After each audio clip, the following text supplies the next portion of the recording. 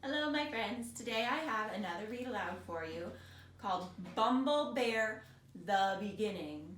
The author of this story is James Hoffman. Do you remember what an author does? An author writes the words to a story. The illustrator is John Sanford. Can you tell me what an illustrator does? An illustrator draws the picture. So the author and the illustrator work together to write this book. Bumble Bear, The Beginning tells a story about a bear who is desperate to get honey from the bees in the beehive. Bear loved honey. He loved honey more than any other bear could imagine loving it.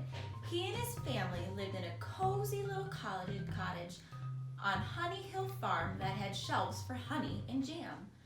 But the honey jars on the shelves were usually empty because Bear ate honey all day long. And all day long he thought about getting more honey. One day a bee flew by and a thought flew into Bear's head. Where bees are, honey is. He followed the bee to its hive. Then another idea came to Bear. To get closer to the hive, to get the honey, I can dress like a bee.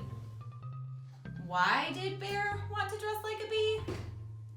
Because he wanted to get close to the beehive, but bees are very protective of their hives and he doesn't want to get stung, so he thinks, if I dress like a bee, maybe they'll think I'm one of them.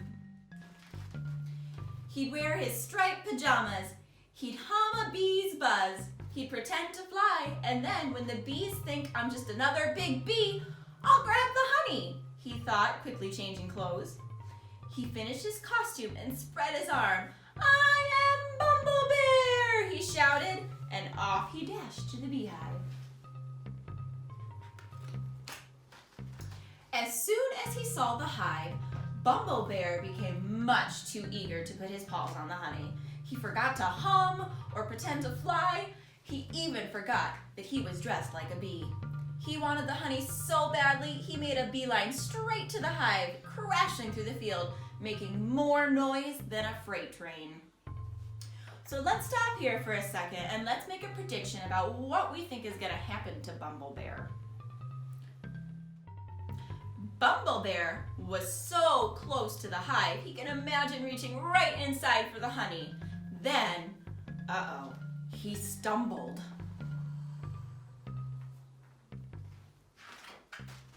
He tripped and tumbled. He was really flying through the air now. He knocked over the hive as he landed and combs of honey flew into the air just out of reach. And something else flew toward Bumble Bear, a swarm of angry bees. Bumble Bear had truly bumbled. The bees aimed straight for the place where Bumble Bear's homemade stinger used to be. He felt stungled. He jumped into the water to get away from the bees. As a beginner, he hadn't even been able to get close to the honey in the hive. When he landed in the pond, the cold water eased the hurt of his stings, but not his feelings. He'd lost his glasses, and he wore a hive on his head.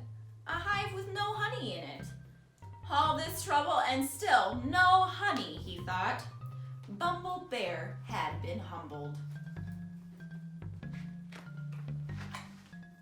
He grumbled as he trudged home in his underwear, home to empty jars, home to hungry Gwendolyn Bear, his wife, and his two cubs, Wear and Tear. His stomach rumbled. It rumbled so loudly it scared the birds. So loudly, in fact, that Wear and Tear and Gwendolyn Bear heard him coming. They watched the rumbling and grumbling from the cottage windows. That night, Bumble Bear lectured to Wear and Tear on the value of honey as he peered into the depths of an empty jar. Wear and Tear and Gwendolyn Bear were used to the lectures. They'd heard it all before. After his speech, Bumble Bear went to his study and planned far into the night, thinking up new ways to get honey into his rumbling tummy. Tomorrow I'll try again, he mumbled. What if...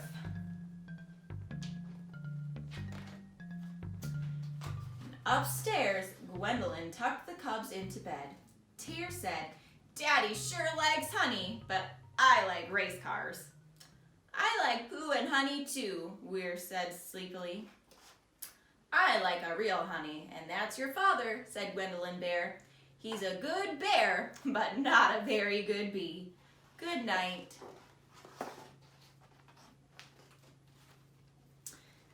Bumble Bear is always in search of a shortcut to honey, but his shortcuts sometimes get him into trouble. I want you to stop for a minute and think about what you would do if you were Bumble Bear. How would you try to get the honey? Go ahead and record your answers, and I'll look forward to hearing from you. Thanks again. See you next time. Bye.